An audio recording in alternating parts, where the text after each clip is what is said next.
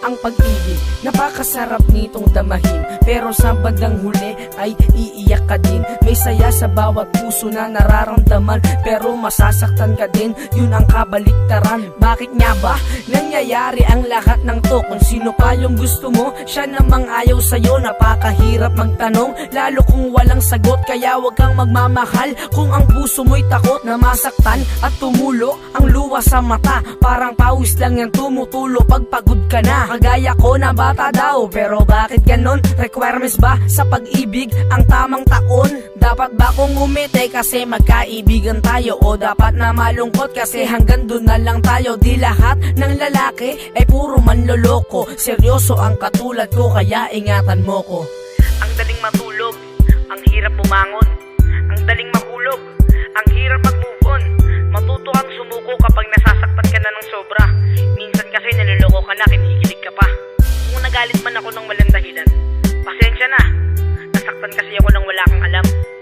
May mga taong di payag na mawala ka, pero di naman gumagawa ng paraan para manatili ka. Ano ang dapat kong gawin at ano nga ba ang tama? Masama ba na umibig ang katulad ko na bata? May puso rin ako at marunong umibig. Gusto ko nang yakapin ka, sawan ako sa titig, para mapadama ko sa'yo kung gaano ka kahalaga. Oo nga, ikaw nga, at wala nang ang iba. Yan ang hirap sa atin eh, nagbubulag-bulagan, nagtatanga-tangahan at nagbibingi-bingihan. Nagsimula sa mata, pumasok sa dibdib, tumambay sa isip, naging bukang bibig. Kasalanan ko ba kung sa'yo ko napatitig? Matatawag bang mali kapag ang bata ay umibig? Pagdating sa pag-ibig, merong bilin si ama. Hoy, tumigil ka nga, kay bata-bata mo pa eh.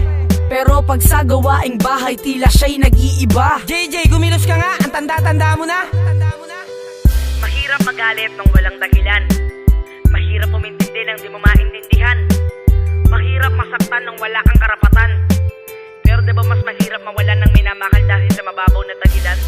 Ma-inlove ka dun sa taong kaya kang ipaglaban, hindi dun sa taong basta ka nalang bibitawan. May mga bagay na kaya mong iwanan, pero hindi mo kayang kalimutan. Dati, kung bata ka pa, kapag umiiyak ka, nilalakasan mo para marinig nila. Pero ngayon, nagtatago ka, wag lang nila malamang nasasaktan ka. Ngayong bata ako, akala ko jelly is lang mahirap buksan. Di ko alam pati feelings pala. Yan tayo eh, konting ambon lang, akala mo suspended na. Parang pag-ibig, pinansin ka lang, akala mo gusto ka na. Sobrang ganda ng daloy ng ating kwento, pero ganun lang talaga siguro. Isang relasyong perpekto pero hindi hanggang dulo. Ang sorry nakakawala ng galit, pero hindi nakakawala ng sakit. Sabi nila madalas daw masaktan ang mababait.